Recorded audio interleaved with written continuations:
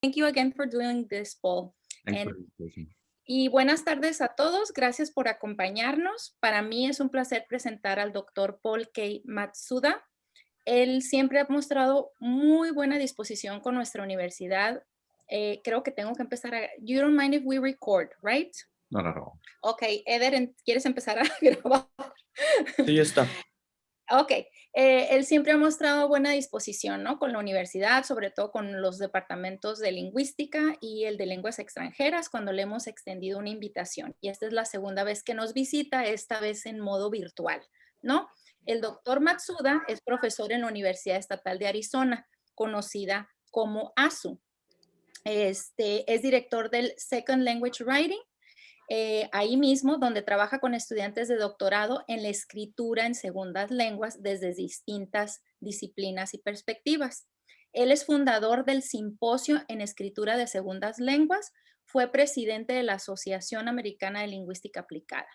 El doctor Matsuda es uno de los autores más prolíficos en su campo, con más de una docena de libros y o capítulos de libro, así como alrededor de un centenar de artículos en revistas arbitradas. Como nota final, a Paul lo pueden encontrar en cualquier conferencia a nivel internacional, charlando con todas y todos los estudiantes de posgrado, siempre con gran ánimo y sencillez. Creo que eso destaca la grandeza de sus logros académicos y profesionales. Debo mencionar que Paul actualmente no solo se encuentra enseñando escritura y a futuros maestros de escritura, sino también es instructor de buceo y está capacitándose para ser instructor de motocicletas. So it's with great pleasure that I introduce Dr. Paul K. Matsuda. Go ahead. Thank you. Gracias for the generous introduction. You probably did that in Spanish so that I don't feel embarrassed. Maybe I did. All right. So thank you everyone for joining me today. And I'm excited to work with you today, even though I can't be with you in person. I've been to Universidad de Sonora before, and I love the people, I love the place. So I was hoping to meet and interact with people again. And so this is my opportunity. So thank you. Thanks for that opportunity. And today's topic is fostering multicultural or multilingual development through informal writing. Now, in language classes, especially English classes, there has been a strong emphasis on academic English instruction, because that's where the perceived need is. But I'm going to talk about how we can do other things, not just to distract ourselves from the main concerns of many people, but to enhance what we do in multiple ways. Now, first, I want to talk a little bit about myself. I'm a second language learner myself. I was born and raised in Japan, and I grew up speaking Japanese as my native language. And then I became interested in English towards the end of my senior high school. It was too late, many people told me, but I persisted anyway. And because I didn't have access to people who can speak English, I spent a lot of time reading and writing widely, just on my own for fun. And that paid off in the end. In 2 years, I had enough proficiency to get into college in the US, and the rest is history. And so teaching writing, teaching language is my passion, and teaching teachers of language is also my passion. And until about maybe 7 years ago, I didn't have anything else other than my work. And 1 year I was really stressed out by the sheer volume of my work, and I decided to distract myself by doing other things. So I started scuba diving, as Professor Guitares said, and I liked it so much that I just continued on and became an instructor. And by becoming an instructor of scuba diving, I became a better teacher of writing classes and graduate classes, because I was able to see some of the strategies and rationale for scuba diving pedagogy being directly applicable to the teaching of writing, as well as mentoring teachers and researchers. And because I liked learning different things so much, recently I took a motorcycle class. It was about 2 years ago, and just so that I can learn something new. And I liked it. I got into it. And so now I'm learning to become a motorcycle riding coach. And again, I see the transfer of learning from motorcycle instruction to scuba diving and to language teaching as well. In one of the instances, I was observing a classroom where the teachers, the writing coaches, explained what to do when it's really windy.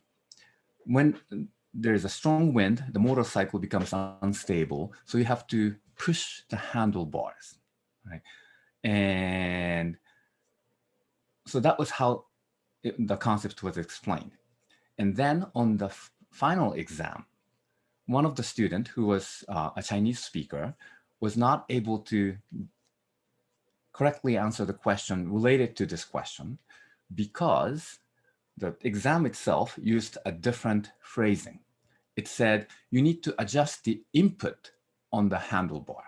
And she didn't know what that meant, right? So that right there, I saw some connection between formal language and informal language. And when they are disconnected, but used in conjunction in different situations, it might create confusion for students.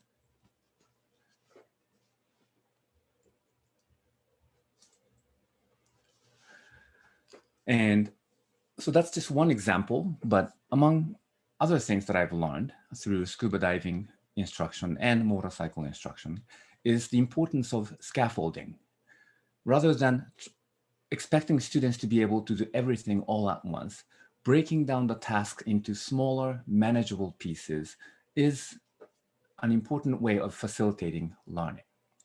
But in writing classrooms, language classrooms, sometimes we scaffold things so much so that the tasks themselves seem meaningless to students. And that's not good. So another thing that I learned, both in scuba diving and motorcycle riding, is the importance of simulating real life situations so that students can see the micro actions, the smaller actions, or a gross motor skill development playing a role in later development or in practical application. And of course, both motorcycle and scuba diving involve learning to do things. And using language and writing also involves doing things. And in order to become better at doing anything, we need a lot of practice. So the courses will just introduce students to key concepts to make sure that students know how to be safe and how to have fun and how to be competent. But good enough is good enough. You can't make a perfect diver or perfect motorcycle rider or a perfect writer or language user out of a single class or even a series of classes over the years. We are just introducing students to the wonderful world of language and writing. So in order to help students continue to develop, we need to encourage them to practice every day in different situations and maybe give suggestions for additional courses that they can take or strategies people can use in order to get better at doing what they do. So strategy teaching is important. And I've already started to mention this principle, but good enough is good enough. In formal language classrooms, we feel the pressure from the society, from faculty, from other disciplines, the pressure to make students perfect. Being able to produce error-free sentences or being able to communicate effectively without any flaws. That doesn't happen. We are all learning still, we continue to learn. Even I'm learning new things or learning to see certain vocabulary or certain phrases in a different way. So we don't make perfect language users in a language course, but what we do is we prepare students to be good enough so that they can function at a certain level, or they can continue to develop their language proficiency throughout their lives. And finally, and this is probably one of the most important points that are often stressed in both motorcycle riding and diving, scuba diving, but not enough in language classes or writing classes. That is, make learning safe and fun. The fun factor is really important in facilitating and motivating student development. Because if writing is not fun, then who is going to practice after the class is over? If language use and language learning is not fun, students are going to stop developing or using language after they take our classes. And that defeats the whole purpose of teaching and learning a language. So in order to get better at it, we need to practice, practice, practice. But I think both on the teacher's side and student side, we rush and we try to seek the outcomes too quickly. So we need to be a little more patient and let students know and let other people know that language learning doesn't happen overnight. It's a long-term process of development. So my key question from all these different kinds of cross-teaching experience is, how can I make writing as much fun as diving or riding?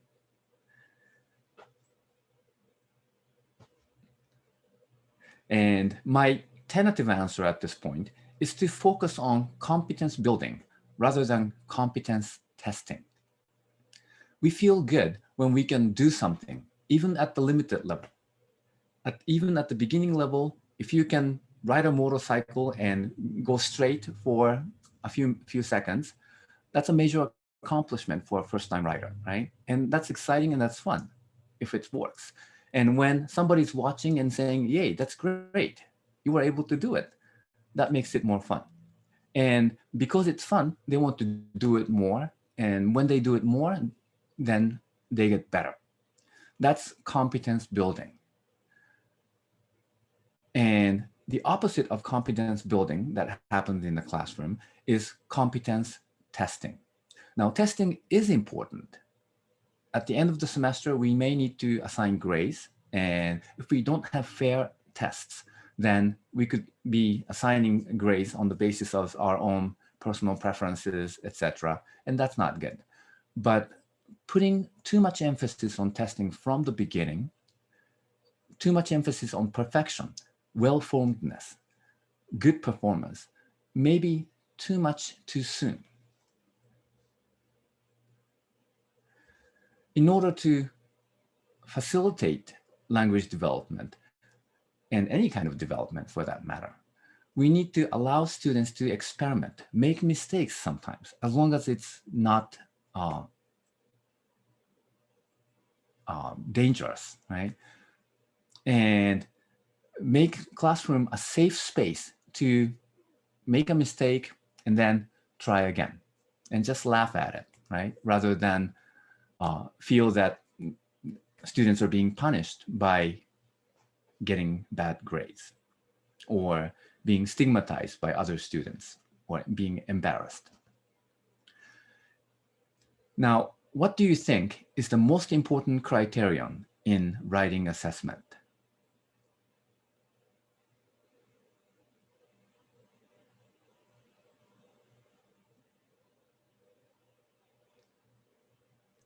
You want us to answer? I guess people. I want you to think about it, but if you can answer, Mariana, would you like to try?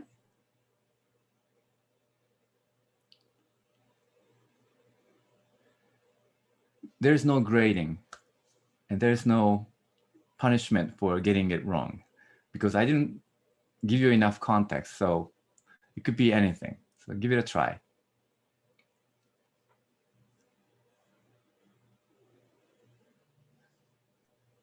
Sergio, what about you? Would you like to try? What is the question? What's the most important criterion in writing assessment? I don't know. Another way of saying it Maybe is, communicate the main idea. So communicating the main idea is the most important criterion if the goal is to communicate. That's a great answer. Thank you, Sergio. It's the overall effectiveness. It doesn't have to be perfect, but as long as it functions minimally, then it's an accomplishment. And if it accomplishes it in ways that are beautiful or highly effective or grammatically accurate and so on, then it's even better. But we don't have to expect all of that all at once, especially from the beginning. So rather than focusing on correctness, conventionality, or appropriateness, which are elements, qualities that facilitates and contribute to overall effectiveness, but they are not the overall effectiveness themselves.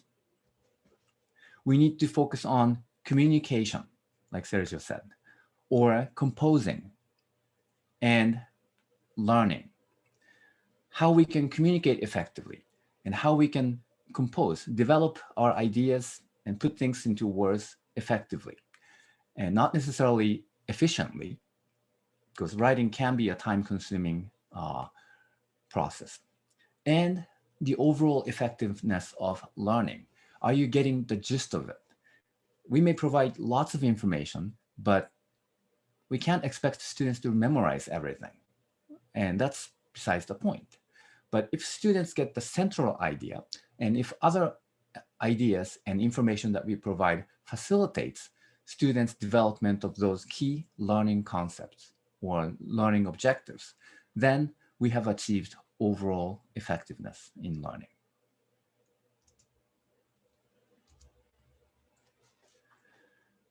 And good writing in general is effective writing. It's not correct writing. It's not long writing. And there are many factors that contribute to effectiveness in writing.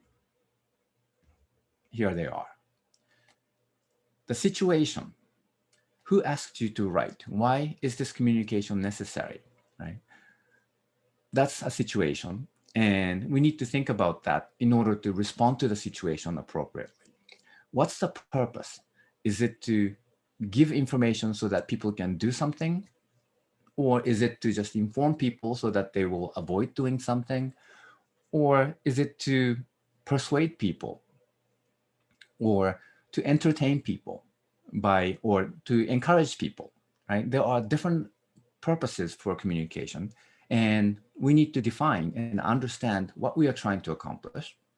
And if the text approaches those goals, then the text is becoming effective. We need to also think about the audience.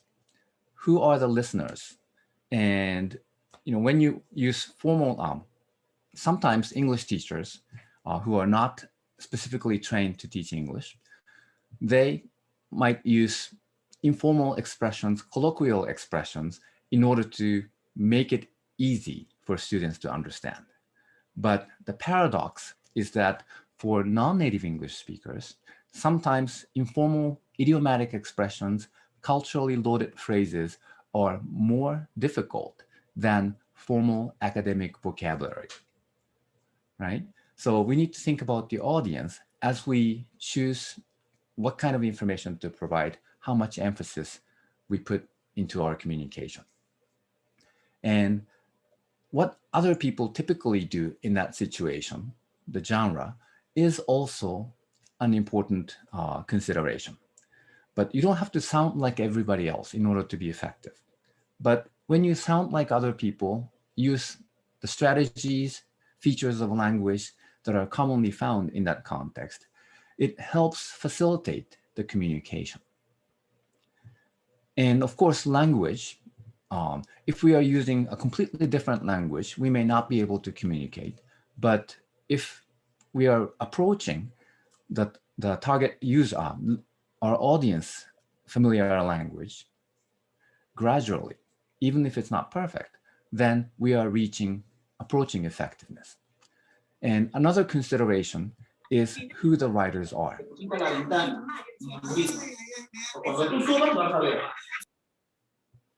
Thank you. Okay. And depending on who you are, what's effective, what's appropriate, what's expected might vary. Okay. So here is an example of a sentence that's written by a writer. What does it look like? That's a general question.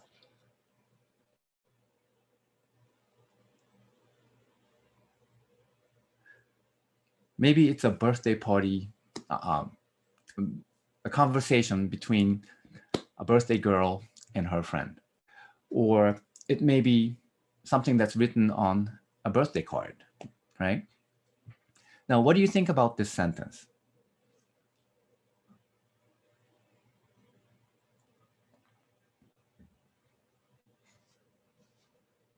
Is this grammatical?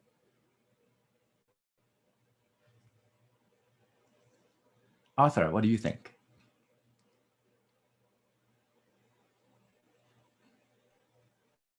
Yes, it seems to me very grammatical. Mm-hmm. It seems to be grammatical. Yes. Is this appropriate? Thank you, Arthur. Okay. Yes, it seems appropriate. It's inappropriate. No, appropriate. Sorry. It's appropriate. Yeah. For the situation, birthday situation, it seems appropriate. Yes. Yeah, okay. It conveys the positive feeling and a positive wish, right? So in that sense, being effective. That's a good answer. Thank you, Arthur. Okay. Jenny, do you think this is conventional?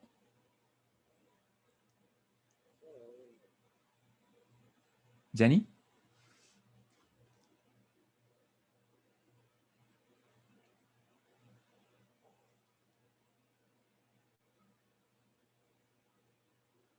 What about Lauren? Do you think this is conventional as a birthday message? I wouldn't say it's conventional. I would just say, I hope you have a happy birthday. And I wouldn't add a party. That's a good point. So a conventional way of, there are set phrases that are typically used in this situation, right? So I hope you have a happy birthday might work better, but I hope you have a happy birthday party doesn't seem to collocate well. And it's something that's hard for beginning students to notice. But students who are more advanced may be able to sense that this is not how people say it typically. Right. Thank you, Lauren. Now, this is the context. I didn't give you the whole context. I told you that this was a birthday card, but it was written by a 4-year-old. Now, when you think about this context, I hope you have a happy birthday party, even though it's not idiomatic, may not be a huge problem, right? So assessment of writing depends on the context. And without setting the context, without putting writing and communication in real life context, we can't properly decide what's good enough or what's effective. Okay. Now, to facilitate writing development, we need to focus again less on competence testing and more on competence building. And that's where informal writing comes into play. Now, there are general definitions that people use of informal writing, which is informal writing uses casual phrases, registers, apostrophes, and so on, or incomplete sentences. But Doug Biber, a corpus linguist, has analyzed many different types of written and spoken genres. And he pointed out that that formal, informal distinction in terms of the genre features, textual features, is overly simplistic. And if you look at Oxford English Dictionary, informal is defined as having a relaxed, friendly, or unofficial style, manner, or nature, or casual. So it's more about the setting. And then Oxford English Dictionary actually does reinforce the conventional notion of informal writing or informality, which is denoting the grammatical structures, vocabulary, and idioms suitable to everyday language and conversation rather than to official or formal contexts. But this definition actually breaks down in light of Doug Biber's research, and also because, so what is a formal context? What is an official context? How do we decide? These questions are still wide open. But informal writing, what becomes informal writing has to do with both forms and roles that people play. And recently, I was asked to write about informal writing. And after looking through all these different definitions, we didn't find a good one. So we decided to define it ourselves. So here it is. Informal writing is writing practices that take place in relatively low stakes situations. That is, readers are not in the position of power over the writer, or the readers are not assessing critically what the writers do, but they are paying more attention to the communication, meaning, understanding, right? And this kind of situation creates greater opportunities for the negotiation of forms. We can experiment with forms, we can deviate from the norm, and functions, right? We can accomplish the same goal in different ways.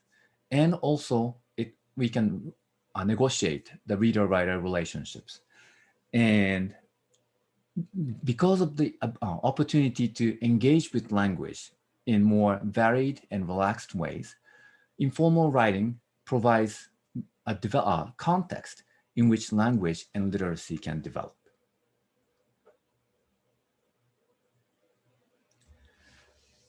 And there are genres that are closely associated with informal writing. And some of them are private genres, writing that we do on our own, writing diaries, journals, taking notes, and nobody's going to look at them unless it's if it's a private diary or journal. So it's a safe space. You can make mistakes, you can have errors, but they are not consequential. But it's the process, it's the thought, it's the practice that matters, right? But diaries, journal notes, if they are assigned in a classroom context, and if they are graded, they become formal diaries, journals, and notes. Again, because of the shift in power dynamics. There are also process genres that are often used in the classroom, but writers do it all the time on their own without showing it to other people. Free writing, just writing down your ideas as they come, is a great way of exploring ideas and also of practicing fluency in writing. But if we assign it in the classroom, and if we try to grade them, you are doing this correctly or not, then it becomes formal. Clustering, written peer feedback, reflections. Peer feedback is more interactional, but still, the focus is more on giving suggestions, right? Rather than writing the feedback correctly. It needs to be understandable, but it doesn't have to be perfect. And then there are communicative genres that are often used in informal contexts. Texting is often informal, right? And informal doesn't mean there is no form. There are no genre expectations. Genre expectations develop in any repeated situations. For example, in texting, there have been research showing that when people use a period at the end of a text message, the message becomes more formal in the eyes of the readers, and it becomes more offensive or off-putting. It's like you're making your statement, period. No room for a question, right? That's the message you end up sending. So even in informal situations, and like when I was texting, I was often using capitalization and proper spelling and periods, and my daughter is abbreviating stuff all the time. And from her standards, my way of using texting is, it does the job, but it's not the most effective way of participating in a conversation, right? So I have to learn to say, use abbreviations as a form of communication. And informal email among friends, or just quick response, or informal report, again, this is not going to be consequential, but just as a way of finding out what's going on. Here is an informal report. It's a tentative document, right? That makes it informal. Social media is often inconsequential, although certain comments can become socially consequential, and many people respond to certain types of comment, for example, racist comments, and then it creates a problem. So assessment is not completely absent from informal writing situations, but it's less emphasized. And multimodal composition, because it goes beyond the realm of traditional textual communication, it creates more opportunities for informal experimentation of language. Now, why is it important? Shouldn't we, if we are trying to teach academic language, shouldn't we just focus on it and not worry about those other things? Well, for one thing, informal writing is great for developing writing fluency.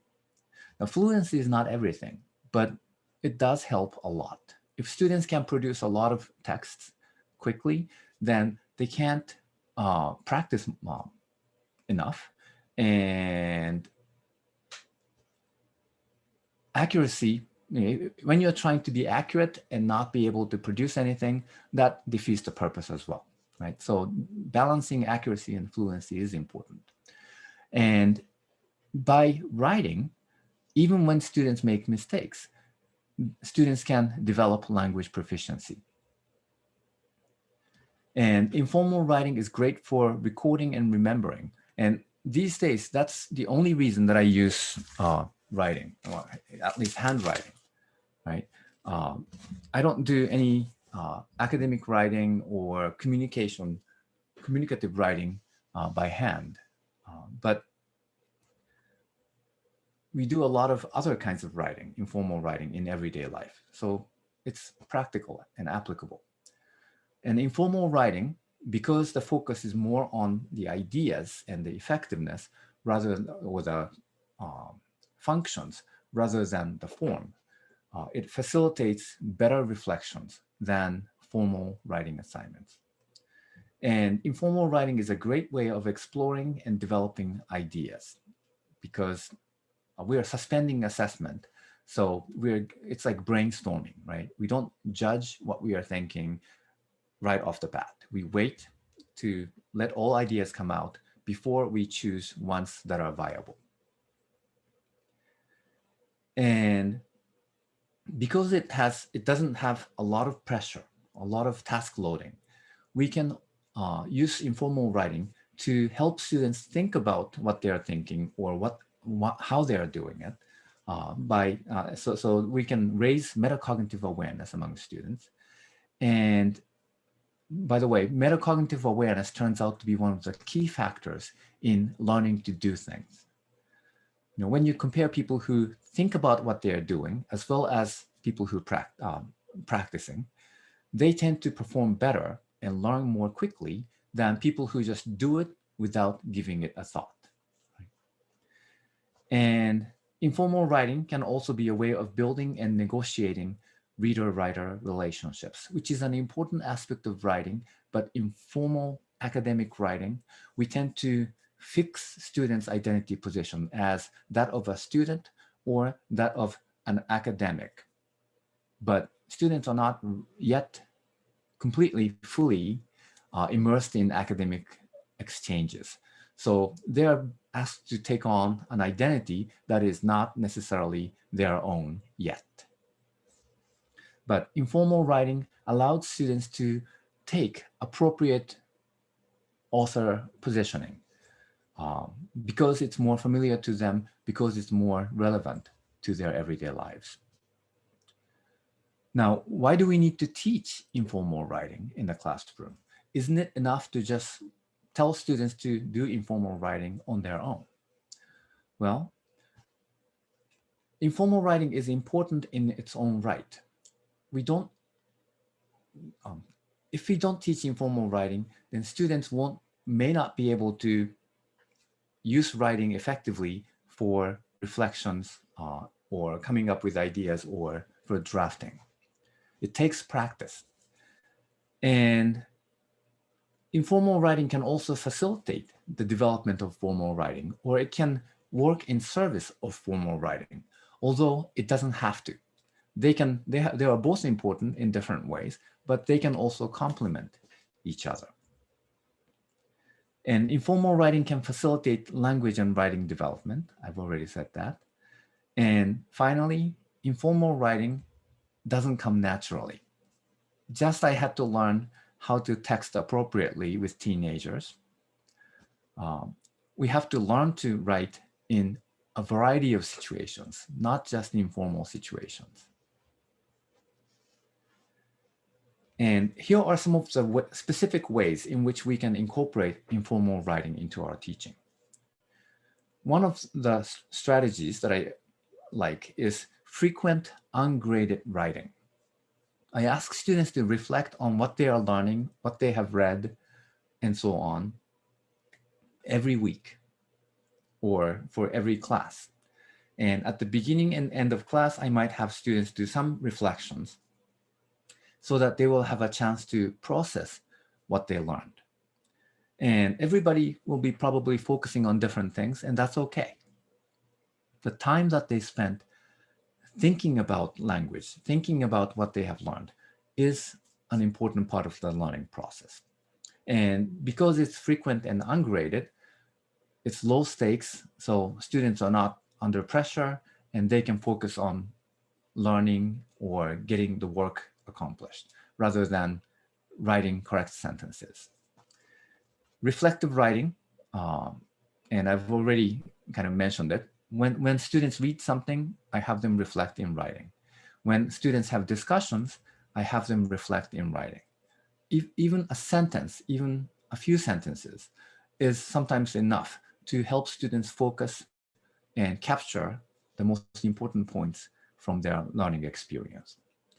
And they can be small and fun side writing projects. When they are doing research on something, how to wear masks, for example, right? How about creating memes or infographics rather than just producing a research paper? That would be a good way of making the learning process more fun and relevant. But again, low stakes, and it can be, creating a meme doesn't take a long time, right? And it doesn't have to look perfect. Just an idea is what's important. And so we can lower the stakes that way. And we can use informal writing as a preparation for planning stages of other activities. Before having students discuss in small groups, have them write down their questions or main points that they want to share, right? And that facilitates the discussion, the speaking activities as well. And it's important to talk about the uses and benefits of informal writing so that students know how why informal writing is important and how they can use it to benefit their learning and then their communication. Okay, I'm going to stop here. Thank you for listening. And I will take questions that you might have. Or I'm supposed to say, what questions do you have, right? That's a better way of eliciting responses. But I'm going to do something even better. I would like you to spend 2 minutes, just 2 minutes, writing down your responses. You can write down your questions, you can write down your key take-home points or comments that you want to share. So go ahead and spend 2 minutes writing.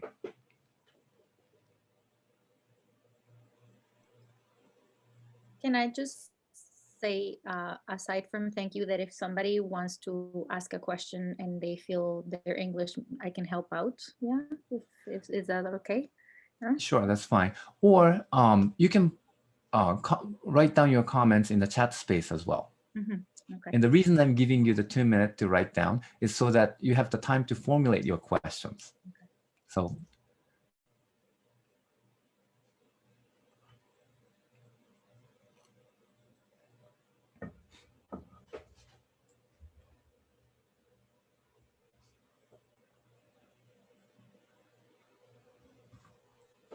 Oh, somebody already wrote a really good question. Y si alguien siente, se siente un poquito que necesita ayuda, pues aquí estamos varios maestros de inglés también, ¿eh? Si sienten que quieren traducir su pregunta, me pueden mandar la pregunta y les echo una mano. Con mucho gusto.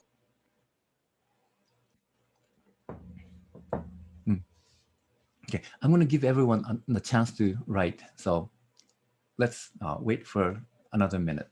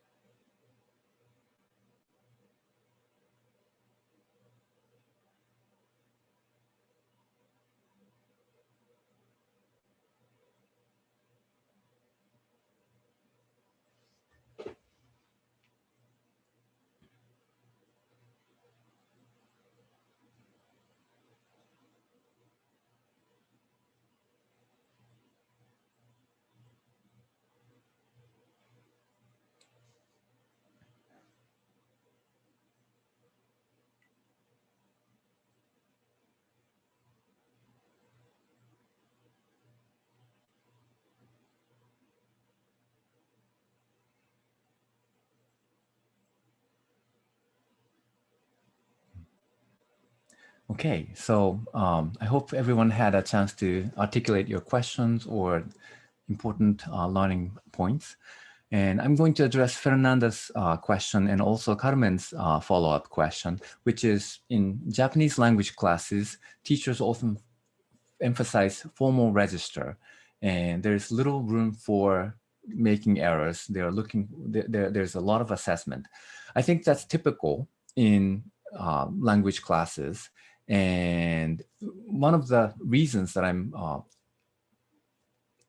encouraging people to incorporate informal writing is to move away from overemphasis on assessment from the beginning and creating more space for experimentation and for development, that is competence building.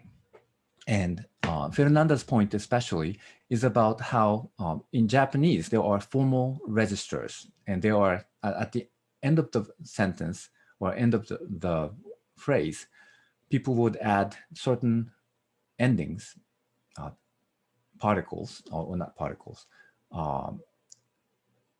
that indicate the level of formality, whether it's hierarchical, like showing respect, or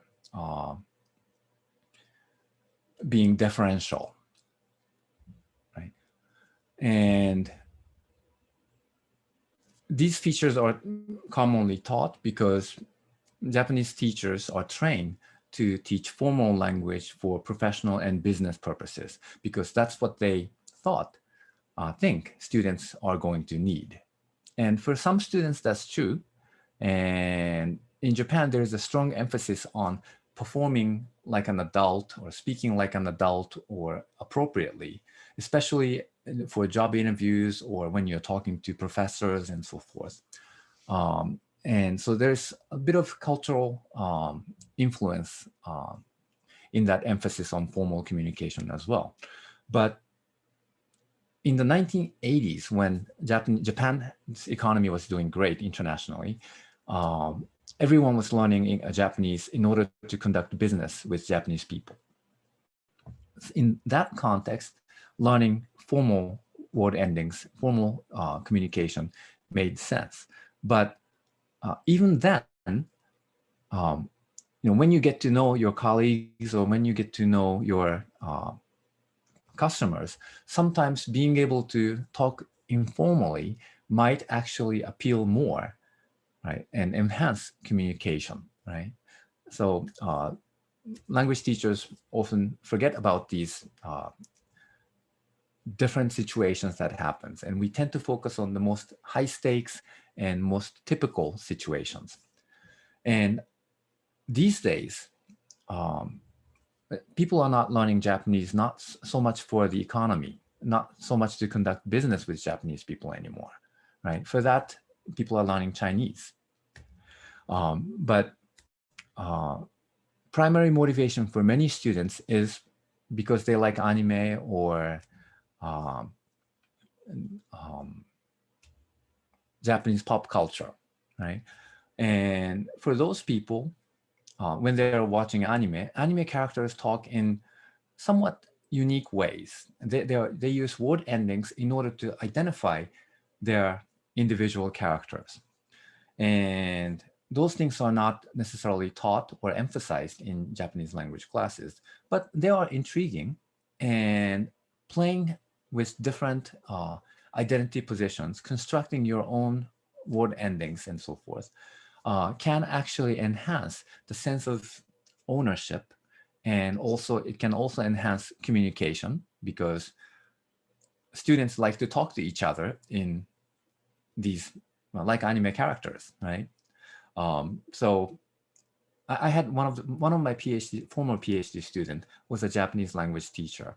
And when I gave a lecture on informal language learning, informal word ending in Japanese, in fact, she asked me that her students want to learn informal endings, but she's supposed to teach formal ending. What do I do? And so we had this conversation, and now she's open to introducing students to different ways of talking, and also helping students understand what it means to speak in that way. It may sound funny in formal situations, so we need to adjust. But those adjustments are easy if we learn how to switch from different identity positions. Just by teaching formal register, we are preparing students to do just that and not be able to be flexible when situations require us to be sound different. Okay, so thanks for that wonderful question, Fernando and Carmen. Rebecca has a question. Traditionally in academic writing, both first and second language writing, I feel there's a lot of focus on accuracy, and I feel that prior to thesis or dissertation writing, there should be more focus on informal or creative writing. Do you think this is changing in theory, or is the field of writing still focused on the formal aspect? And my formal supervisor, Sandy Schechter, used to say writing triggers cognition. That's exactly right. Yeah, writing is closely related to cognition, and that's why it's effective for exploring ideas and reflecting, remembering, and so on. Anyway, so the traditional emphasis and the current emphasis still in English classrooms and writing classrooms is formal academic writing, and there's nothing wrong with that. But in order to build competence and in order to make help students become more flexible, we need to give opportunities to experiment with different ways of communicating with each other. I hope this becomes a trend, and it's already happening to some extent in the field of second language writing, which has been resistant to technology for some reason.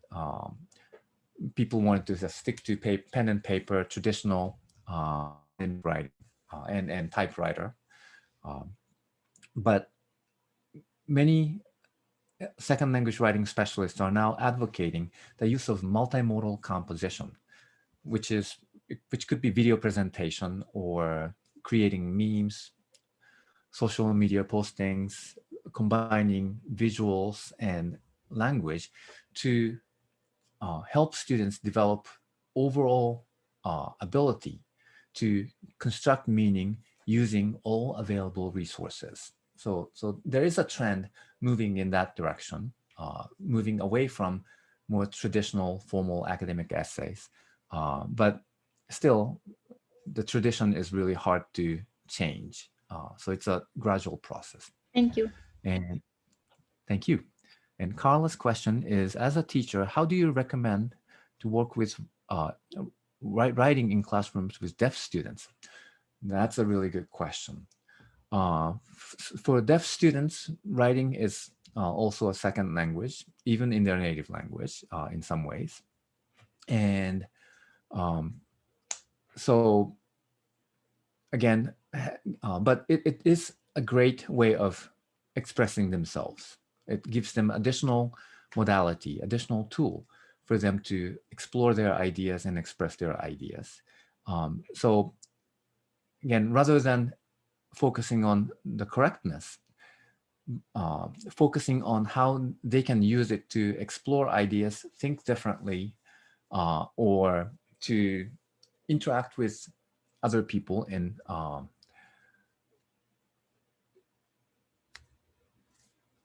I think that would be an enabling pedagogy for students who feel that they don't have to have opportunities to communicate enough.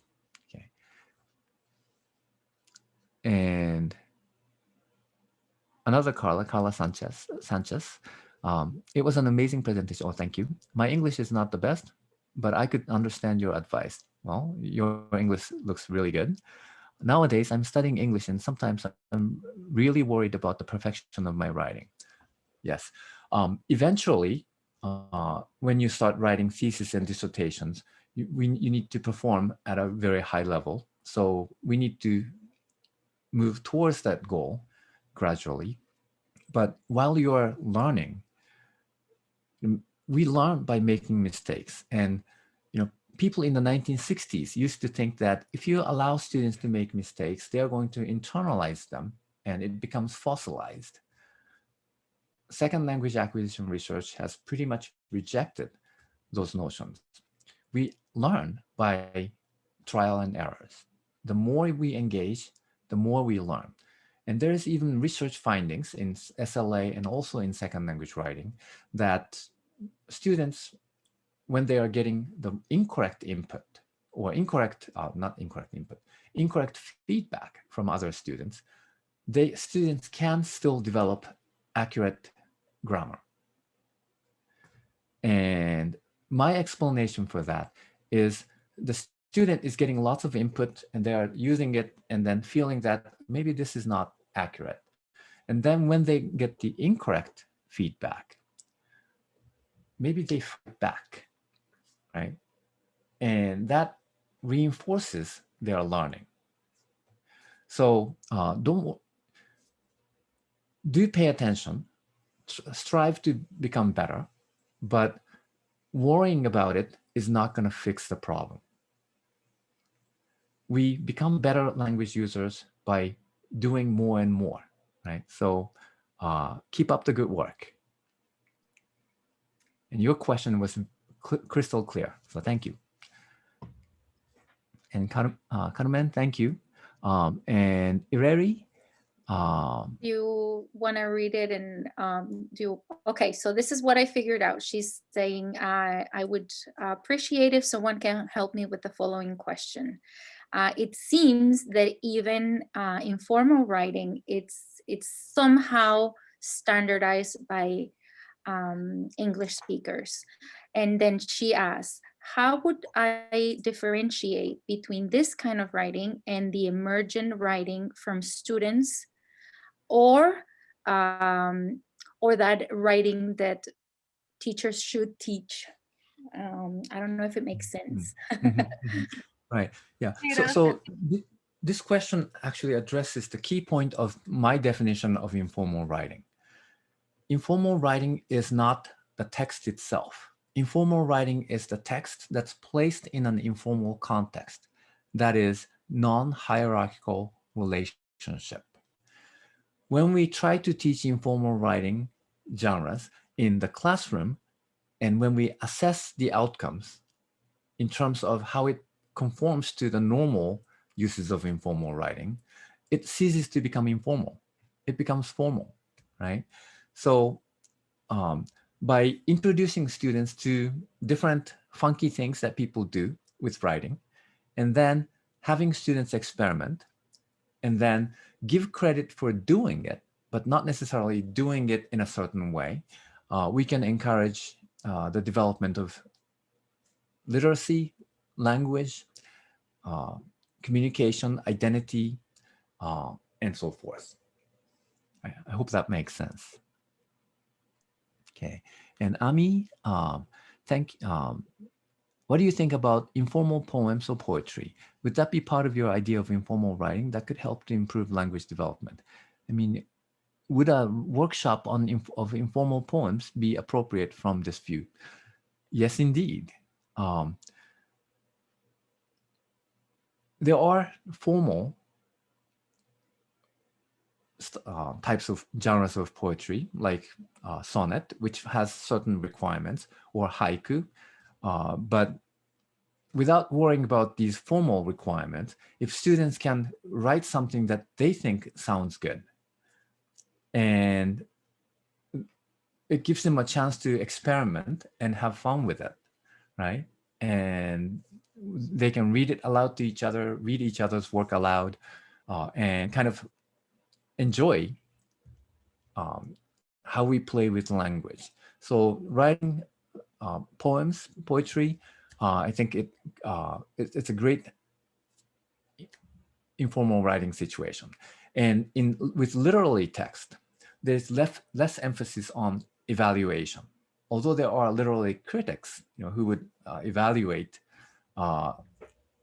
literary works in some ways, but there's more room for interpretation, especially poetry, right? And that makes it more appropriate for informal exploration of ideas and communication that facilitates language development. So that was a great question.